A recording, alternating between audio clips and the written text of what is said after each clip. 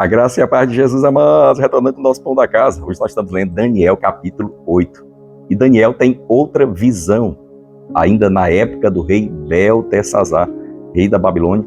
No terceiro ano, ele tem uma visão onde ele vê um carneiro com 2 chifres. E esse carneiro, ele é forte e ele se arremete contra tudo que ele encontra. A palavra de Deus diz que ele cresce para o norte, para o sul, e ele cresce para o oeste. Em todas essas direções, ninguém consegue derrotá-lo.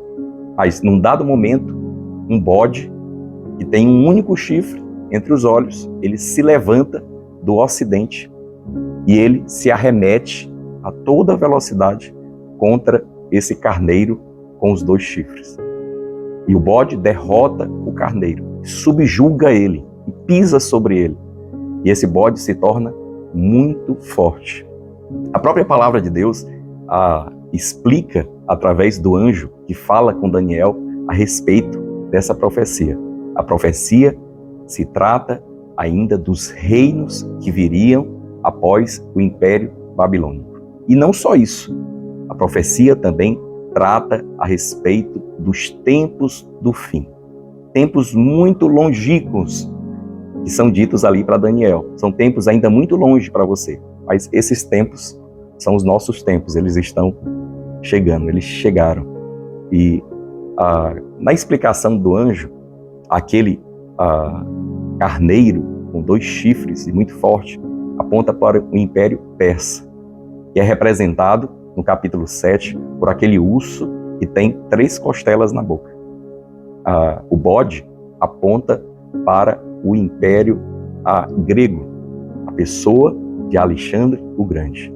Eu não sei se você estudou um pouco de história, mas Alexandre o Grande, aquele que era o grande grego, treinado nas artes da guerra, ele conquistou todo o Império Persa, todo o Oriente, em apenas 6 anos.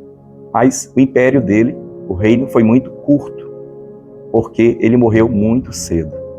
Ele morreu com apenas 30 anos de idade. E o que se sabe na história, nós podemos observar, é que 4 generais dele passam a reinar após a sua morte. Esses 4 generais apontam para o que é descrito em Daniel 8, porque o chifre do bode, o grande chifre, cai e nascem 4 outros chifres. Cada um desses chifres apontam para um reino que veio a partir do Império Macedônio, que é o Império Grego de Alexandre o Grande. E um deles representa alguém que persegue o povo de Deus. Ele é representado por um chifre pequeno.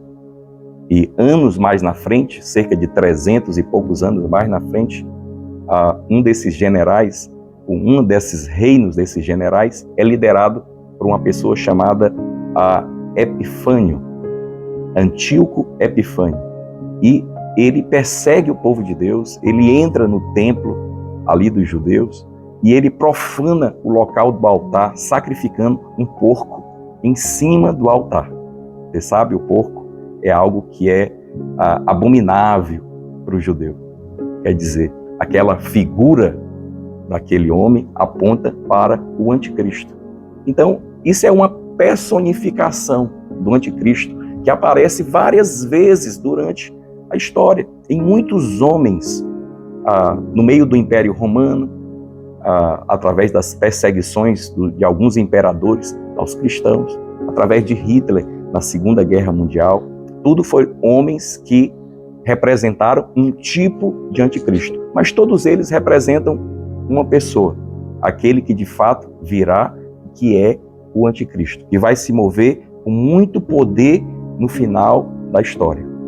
Porque a profecia de Daniel não tem a ver só com algo que aconteceu já no nosso passado, mas algo que vai acontecer no futuro. O inimigo, mais na frente, quando o templo em Israel for construído, ele vai profanar também o templo, como aconteceu na história milênios atrás. Novamente vai acontecer. Mas o que é que nós aprendemos nessa história para nós?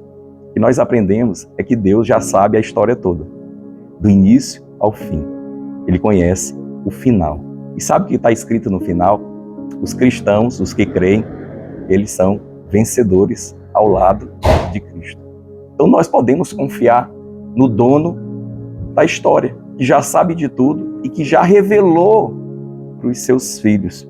Nós podemos descansar, porque nós já sabemos o fim da história. Amém, meu amado? Então Deus te abençoe, receba o pão da casa.